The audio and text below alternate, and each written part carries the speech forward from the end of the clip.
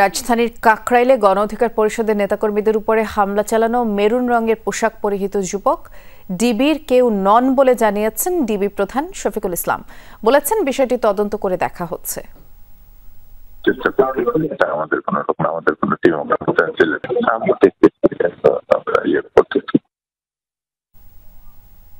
গোয়েন্দা কার্যালয়ের সামনে আমাদের সহকর্মী রাব্বি সিদ্দিকী আছেন, আমরা একটু দেখে আসতে চাই তার কাছে কোনো আপডেট আছে কিনা। রাব্বি, নূরের উপরে হামলার ব্যাপারে নতুন কোনো তথ্য পাওয়া গেল কিনা একটু বিস্তারিত করে আমাদেরকে জানাবেন।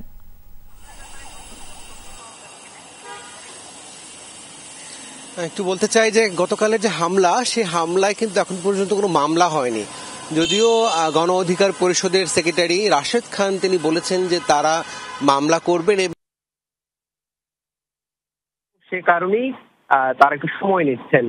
একই সাথে আরেকটি বিষয় বলতে চাই যে আপনি দেখেছেন যে নেতাকর্মীদের উপর হামলার সময় একজন মেরুন রঙের পোশাক পরা, পোলো টি শার্ট পরা একজন লোক যিনি কিন্তু নেতাকর্মীদের মারধর করছিলেন এবং এরকম একটি ভিডিও কিন্তু ভাইরাল হয়েছিল। সেই মানুষটি পুলিশের কিনা সেটি কিন্তু এখনো নিশ্চিত নয়, যদিও ডিবি পুলিশের প্রধান তিনি বলেছেন যে তাদের সদস্য না। আমরা কথা বলার চেষ্টা করছি পুলিশ হেডকোয়ার্টার, ডিএমপি হেডকোয়ার্টারের সাথে, তারাও কিন্তু এখন পর্যন্ত নিশ্চিত করে বলতে পারছে না যে এই লোকটি যিনি হামলা করেছেন, রক্তাক্ত করেছেন, আসলে তার পরিচয় কি। তিনি বহিরাগত, এটি যেমন নিশ্চিত। তার পরনে কোনো পোশাক ছিল না, সিভিলের ছিল। সব মিলিয়ে এইটি নিয়ে কিন্তু এখন আলোচনা চলছে। গণ অধিকার পরিষদের নেতাকর্মীরা বলছেন যে তিনি পুলিশের লোক এবং পুলিশের সাথে থেকেই সেই লোকটি তাদের উপর হামলা করেছে।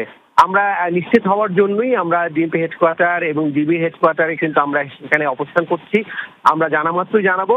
তবে যে ঘটনাটি ঘটেছে, আপনি জানেন যে সকাল থেকে কিন্তু হাসপাতালের চিকিৎসক এবং বিভিন্ন রাজনৈতিক দলের নেতারাও কিন্তু গিয়েছেন হাসপাতালে এবং নূরের চিকিৎসার স্বাস্থ্যের খোঁজ খবর নিয়েছেন এবং সবশেষে আপনি জানেন যে প্রধান উপদেষ্টাও নূরের সাথে কথা বলেছেন এবং তার উন্নত চিকিৎসার ব্যবস্থার দাবি করেছেন। নেতাকর্মীরা বিদেশ নেওয়ার দাবি করেছেন এবং এই ঘটনায়, এরকম একটি ঘটনায় গণ অধিকার পরিষদ থেকে স্পষ্ট করে বলা হয়েছে যে ইচ্ছাকৃতভাবে তাদের এরকম একটি ঘটনা ইচ্ছাকৃতভাবে ঘটানো হয়েছে সেটি বলবার চেষ্টা করছিলেন। ধন্যবাদ বিস্তারিত জানানোর জন্য রাব্বি।